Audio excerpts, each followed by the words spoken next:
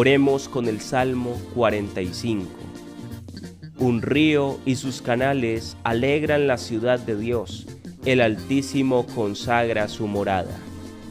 Dios es nuestro refugio y nuestra fuerza, poderoso defensor en el peligro. Por eso no tememos, aunque tiemble la tierra y los montes se desplomen en el mar. Un río y sus canales alegran la ciudad de Dios, el Altísimo consagra su morada. Teniendo a Dios en medio no vacila, Dios la socorre al despuntar la aurora.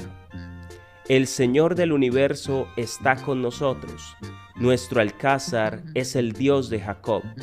Venid a ver las obras del Señor, las maravillas que hace en la tierra. Un río y sus canales alegran la ciudad de Dios, el Altísimo consagra su morada.